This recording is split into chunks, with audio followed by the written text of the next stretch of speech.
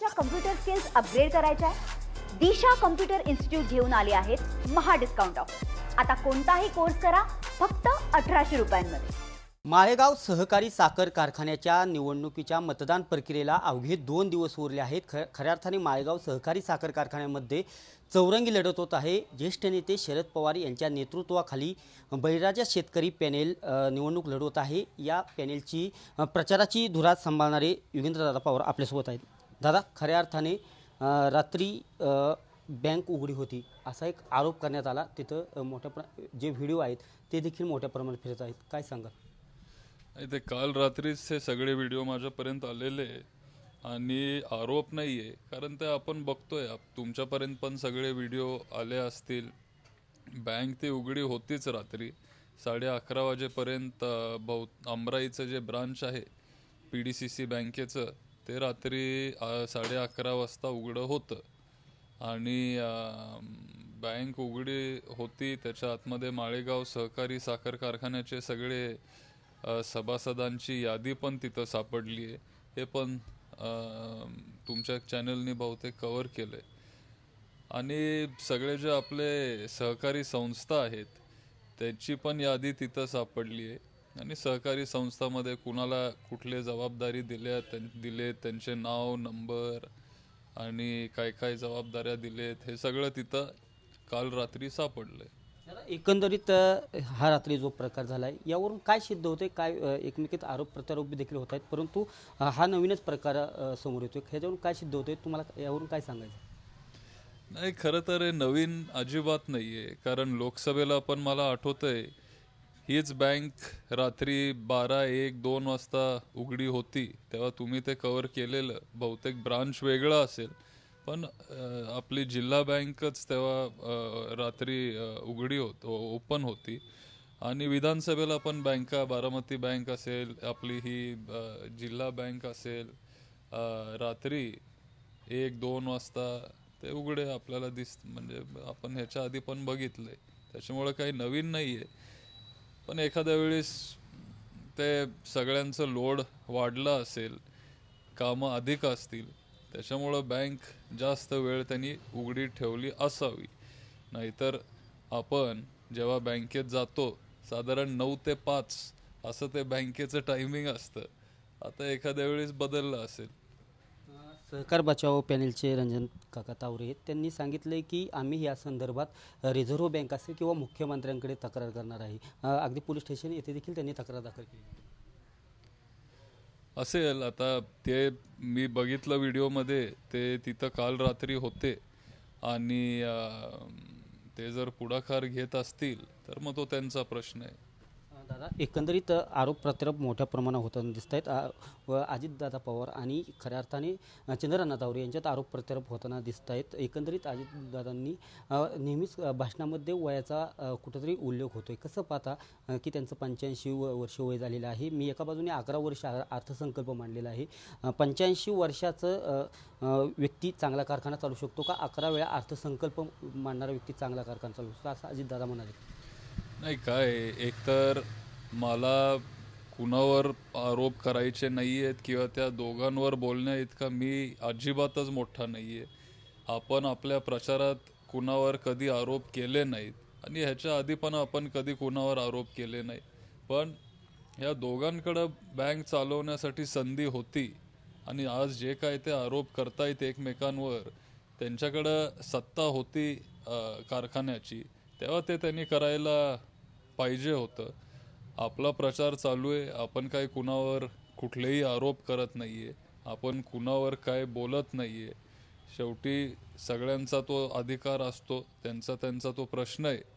आपण प्रयत्न करतोय की कामगारांचं हित, सभासदांचं हित आणि कारखान्याचं हित जास्तीत जास्त भाव आपल्याला कसा देता येईल, सामान्य सभासदांची मुलं आपल्याला कशी तिथं कामाला लावता येतील, आपल्याला ऊस विकासासाठी काय तिथं करता येईल, नवीन तंत्रज्ञान आपल्याला कारखान्याच्या सभासदांना कसं देता येईल, त्यांचं टनेज, यील्ड कसं वाढवता येईल, हे सगळे जे आता महत्त्वाचे प्रश्न आहेत, जे पॉझिटिव्ह प्रश्न आहेत, ते आपण जरा पॉझिटिव्ह प्रचार करायचा प्रयत्न करतोय।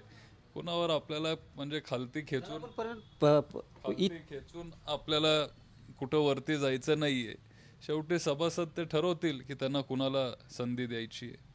वेळोवेळी वयाचा उल्लेख जास्त प्रमाणात होताना दिसतोय. पण तो उल्लेख मी करत नाहीये, म्हणजे करताय त्यांना तुम्ही विचारा. दादा, एकंदरीत निवडणुकीला आता 2 ते 3 दिवस उरले आहेत. पवार साहेबांच्या नावाने हा कारखाना ओळखला जातो. विरोधक देखील सांगितले, तुम्ही देखील त्या दिवशी सांगितलेलं आहे. सद्यस्थितीत 3 दिवस असताना पवार साहेब यांच्या नेतृत्वाखाली लढवताना कशा पद्धतीने आपला पॅनल विजयी होण्यासाठी प्रयत्न राहणार आहेत? एकंदरीत सभासदांमधून आपल्याला काय जाणवलं ह्या 4-5 दिवसांत? नाही, सभासद आता सुज्ञ आहेत, हुशार आहेत. त्यांना माहिती आहे, तुम्ही जसं आता म्हणाला की हा कारखाना पवार साहेबांचा कारखाना म्हणून देशात ओळखला जातो. साहेब स्वतः या कारखान्याचे सभासद आहेत आणि त्यांचा ऊस पण ह्याच कारखान्याला जातो. पवार साहेबांनी या कारखान्यासाठी खूप काय केलं आहे, आज नाही पूर्वीपासून. मग कोजन प्रकल्प असेल किंवा तिथली डिस्टिलरी असेल, बायोगॅस असेल, आणि ह्या सगळ्या प्रयत्नामुळं, कष्टामुळं आपण तिथल्या सभासदांना 4 पैसे जास्त देऊ शकलो. आणि त्याच्यामुळं सभासदांना हे सगळं माहिती असल्यामुळं आमचं काम थोडं सोपं झालं आहे. आपल्याला सगळीकडं खूप चांगला प्रतिसाद आहे. आज जे दोन्ही पॅनल आहेत, पलीकडचं मग आपले खिटलीचं असेल किंवा कपबशीचं पॅनल असेल, हे कधी ना कधीतरी पवार साहेबांचेच सहकारी होते. पवार साहेबांच्याच मार्गदर्शनाखाली ते सगळं काम करत होते. साहेबांचं ज्ञान आणि अनुभवाचा फायदा त्यांना मिळत होता. पण काही कारणामुळं ते साहेबांना सोडून गेले आणि आज साहेब जिथं होते ते तिथंच आहेत. त्यांचं म्हणणं होतं की सहकारमध्ये राजकारण नको आणायला, शेवटी हा प्रपंचाचा प्रश्न आहे. सगळ्यांनी एकत्र बसून काहीतरी मार्ग काढला पाहिजे. सभासदांना काय पाहिजे? चांगला भाव पाहिजे, आपली 2 मुलं तिथं लागली पाहिजेत, ऊस वेळेवर गेला पाहिजे, आणि काय नवीन आपल्याला तिथं करता येईल, नवीन कुठले प्रकल्प आणता येतील, हेच 4-5 मुद्दे महत्त्वाचे असतात. पण तसं न झाल्यामुळं आपण हा पॅनल उभा केला, बळीराजा सहकार बचाव पॅनल आपल्या पॅनलचं नाव आहे, आणि सामान्य सभासदांना आपण तिथं संधी दिली आहे. चंद्रांना तावरेंना अजितदादांच्यात आरोप प्रत्यारोप होताना दिसत आहेत. एकंदरीत मुख्यमंत्री व्हायचं सोडून आता डायरेक्टर व्हायला आले. तसं चंद्रांना बोचरी टीका करताना दिसत आहेत. दादा देखील वेळोवेळी सांगतायत की संविधानाने मला हा अधिकार दिलेला आहे, मी उभा राहायचा माझा प्रश्न. ठीक आहे, आता मी काय बोलणार त्याच्यावर? त्या दोघांमध्ये ते आरोप आहे. दोघंही मोठी लोक आहेत, ते मोठे नेते आहेत. मी त्याच्यावर काय बोलणार? दादा, शेवटचा प्रश्न. एकंदरीत उद्या दोन्ही पॅनेलची सांगता सभा होत आहे. आपल्या सांगता सभेचं नियोजन कसं असणार आहे? स्वतः पवारसाहेब उपस्थित सांगता सभेला. कुठं आहे त्यांची सांगता सभा? त्यांची सभा माळेगावला, दोन्ही सांगता सभा आहे त्यांच्या. माळेगाव कारखान्याचे ते दोघांचे माळेगावमध्ये, आपली पण माळेगावमध्येच असणार आहे. आणि पवार साहेब येतील की नाही, आता ते बारामतीत आले आहेत, मी त्यांना विचारून घेतो. आणि उद्या जर त्यांना वेळ असेल तर ते नक्की येतील. पण शेवटी साखर कारखान्याचं हे इलेक्शन आहे आणि कधीच पवार साहेबांनी सहकारच्या इलेक्शनमध्ये किंवा कुठल्याही कोऑपरेटिव्ह कारखान्याच्या इलेक्शनमध्ये लक्ष घातलेलं नाही आहे. कारण इथं राजकारण आपण आणलं नाही पाहिजे. शेतकऱ्यांचा प्रपंचाचा प्रश्न आहे. पवारसाहेब येतील की नाही हे तुम्हाला उद्यापर्यंत थांबावं लागेल बघायला. एकंदरीत पवारसाहेबांनी गोविंदबाग येथे सभासदांशी संवाद बैठक देखील घेतली. काय या बैठकीत नक्की सभासदांचं काय म्हणणं होतं? पवारसाहेबांनी कशा पद्धतीने त्यांना मार्गदर्शन केले किंवा संबोधन? नाही, ते सभासद होते आहेत, पण सगळे जे आपले उमेदवार आहेत ते तिथं पवारसाहेबांना भेटायला येत आहेत. मग तिथं ते असं काय प्रचार वगैरे काय करत नाही आहेत. फक्त आपले उमेदवार कोण आहेत त्यांच्याशी ते भेटत आहेत. उमेदवार स्वतःचा परिचय तिथं पवारसाहेबांना करून देत आहेत. पवारसाहेब त्यांना मार्गदर्शन करतायत की कारखान्यासाठी काय काय त्यांनी केलं आहे त्याची आठवण ते करून देत आहेत. किंवा सगळ्यांना सांगतायत की आपलं इंजिनिअरिंग कॉलेज असेल, माळेगाव इंजिनिअरिंग कॉलेज शिक्षण संस्था पण तिथं कारखान्याला जोडून पवारसाहेबांनी काढली, किंवा कोजन प्रकल्पासाठी 80 कोटी रुपये पवारसाहेबांनी त्या काळात केंद्र सरकारकडून मंजूर करून घेतलेले, किंवा जेव्हा आपल्या विचाराचं पॅनल जेव्हा तिथं होतं सत्तेवर, तेव्हा पण साहेब तिथं मदत करत होते. कारण शेवटी संचालक बोर्डावर कोण आहे किंवा चेअरमॅन कोण आहे हे न बघता पवार साहेबांनी ते 19,700 सभासद डोळ्यासमोर ठेवले आणि त्यांच्यासाठी काम करत राहिले. आणि हेच ते जनरल चर्चा आपल्या उमेदवारांशी करतायत आणि थोडेफार ठराविक आपले तिथले कार्यकर्ते. दादा, कारखान्याच्या निवडणुकीच्या सुरुवातीपासून तुम्ही यामध्ये आहात. एकंदरीत राष्ट्रवादी शरदचंद्र पवार गटाकडून 6 जागेंची मागणी करण्यात आली होती, परंतु एकाएकीच दादांनी पॅनल जाहीर केला. काय नक्की माहिती आहे? त्यामुळे कुठेतरी युती फिसकटली असं बोललं जातं. दोन्ही युती फिसकटली कारण मी खरं तर त्या चर्चेत नव्हतोच. आणि पवार साहेबांचं म्हणणं होतं की इथं राजकारण नको, हे सगळं आपण टाळू शकलो असतो. सगळ्यांनी एकत्र बसलं पाहिजे, फक्त दादांचं पॅनल नाही पण अण्णांचं पॅनल पण.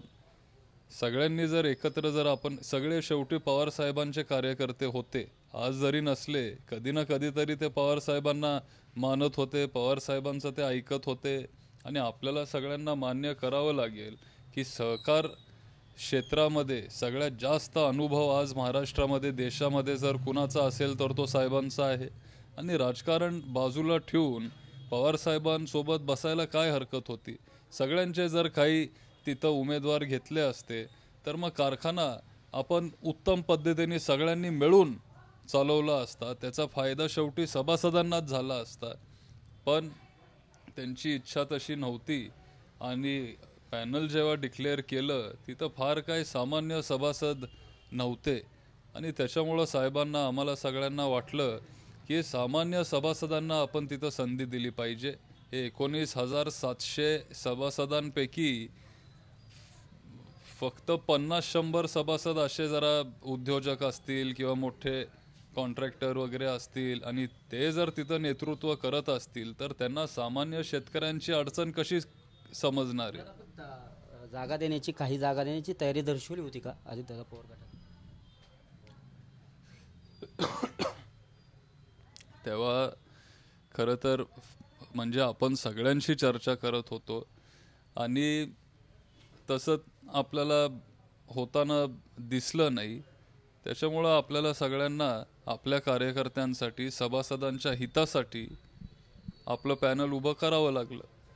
चंद्रांना तावरे असे म्हणाले की आमच्याशी संवाद साधण्याचा एकंदरीत प्रयत्न झाला राष्ट्रवादी शरदचंद्र पवार गटाकडून, परंतु आम्ही त्यांच्याशी चर्चा केली असती, संवाद केला असता तर कुठंतरी पंतप्रधान नरेंद्र मोदी किंवा देवेंद्र फडणवीस यांना वाईट वाटलं असतं असेल. पण शेवटी आपले पंतप्रधान पण बारामतीला आलेले, पवार साहेबांनीच त्यांना निमंत्रण दिलेलं, ते स्वतः इथं येऊन साहेबांचं कौतुक करून गेले. त्याच्यामुळं त्यांचे पण चांगले संबंध आहेत.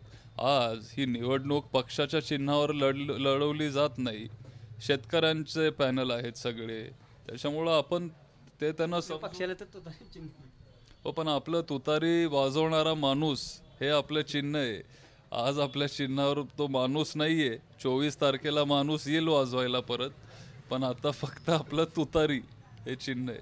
पण हे पक्षाच्या निवडणुका नाही आहेत, शेवटी शेतकऱ्यांचे सगळे पॅनल आहेत. त्या पद्धतीने आता आपण पुढं जातोय. दादा, एकंदरीत उद्या पुन्हा विद्याप्रतिष्ठानच्या कार्यक्रमाला पवार दादा असतील, वहिनी असतील, सर्व एकत्रित येतात आहे. कसं पाहता? कारण पवार कुटुंब एक येणार, महाराष्ट्रात एक उत्सुकता लागलेली असते. नाही ते मी समजू शकतो की का तो म्हणजे सगळ्यांना ते जरा वेगळं का वाटतंय हे समजू शकतो.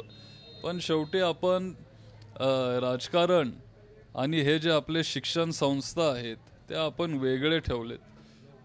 पवार साहेबांकडून ते खरंच शिकण्यासारखं आहे. आपल्याला ते काही काही वेळेला असं वाटत असेल की असं कसं काय, पण ते शिकण्यासारखं आहे की ही संस्था आपण त्या संस्थेच्याच जागेवर ठेवली पाहिजे, राजकारणाला राजकारणाच्याच जागेवर ठेवलं पाहिजे, कुटुंबाला कुटुंबाच्या जागेवर ठेवलं पाहिजे. आणि तसं आपण सगळे पुढे जातोय. एकंदरीत कौटुंबिक पवार कुटुंब कायम एकत्र कायम सांगितलं जातं, परंतु खरं आपल्याला मनापासून येणाऱ्या काळात राजकारणात पवार कुटुंब एकत्र यावं असं म्हणजे वाटतं का मग? राजकारणात आता काय आहे, पुलाखालून भरपूर पाणी आता वाहून गेलंय आणि काम करत असताना आपण एकटे तिथं काम करत नसतो. तिथं आपल्यासोबत हजारो लाखो कार्यकर्ते असतात, दुसरे नेते असतात. त्यांचे पण जे काही व्ह्यूज असतील ते आपल्याला ऐकून घ्यावे लागतात आणि सगळ्यांना सोबत घेऊन आपल्याला पुढं जावं लागतं. माझी जरी इच्छा असेल की आपण सगळ्यांनी एकत्र यावं किंवा आमची कुटुंबाची जरी इच्छा असेल की नाही आता आपण सगळ्यांनी एकत्र आलं पाहिजे, तरी सगळ्यांना आपल्याला सोबत घेऊन तो निर्णय घ्यावा लागतो. आणि जर सगळ्यांची साथ असेल एखाद्या वेळेस उद्या होईल. पण दादा शेवटचा प्रश्न, खऱ्या अर्थाने आता माळेगावची निवडणूक चाललेली आहे, 24 तारखेला कितपत खात्री वाटते, विश्वास वाटतो? 100% विजय आपलाच असणार आहे. सगळ्यांना तुमच्या माध्यमातून एक विनंती करतो की पॅनल टू पॅनल मतदान करा. तुतारी या चिन्हावर तुम्ही तिथं शिक्का मारा. बळीराजा सहकार बचाव पॅनल हे आपल्या पॅनलचं नाव आहे आणि आमच्या सगळ्या उमेदवारांना मोठ्या मताधिक्याने तुम्ही निवडून द्या. फक्त क्रॉस वोटिंग कुठं करू नका, कारण आता छत्रपती कारखान्याचं जे इलेक्शन झालं तिथं साधारण 4000 मतं बाद झाली या क्रॉस वोटिंगमुळं. त्याच्यामुळं जर आपण गाडीमध्ये पेट्रोल घालून 3 तास काढून जर आपण तिथं मतदान केंद्रात जाणार आहे, तुमचं मत तुम्ही वाया जाऊ देऊ नका. आणि 20 ते 20 जे आमचे उमेदवार आहेत आणि तुतारी या चिन्हावर शिक्का मारून आमच्या सगळ्या उमेदवारांना तुम्ही विजयी करा. नक्की ज्येष्ठ नेते शरद पवार यांच्या नेतृत्वाखाली बळीराजा शेतकरी पॅनेल हा माळेगावच्या निवडणुकीत उतरलेला आहे. खऱ्या अर्थाने युगेंद्र दादा पवार यांनी या प्रचाराची आत्तापर्यंत धुरा सांभाळलेली आहे आणि आम्हीच विजय संपादन करणार. प्रचारात आम्हाला मोठ्या प्रमाणात आघाडी मिळालेली आहे आणि नक्कीच 24 तारखेला आमचाच गुलाल असणार असं देखील विश्वास यावेळी युगेंद्र दादा पवार यांनी व्यक्त केलेला आहे. कॅमेरा पर्सन नागेशसह मी दीपक कापरे, TV9 मराठी, बारामती. तुमच्या कम्प्युटर स्किल्स अपग्रेड करायच्या आहे? दिशा कम्प्युटर इन्स्टिट्यूट घेऊन आले आहेत महा डिस्काउंट ऑफ. आता कोणताही कोर्स करा फक्त 1800 रुपयांमध्ये.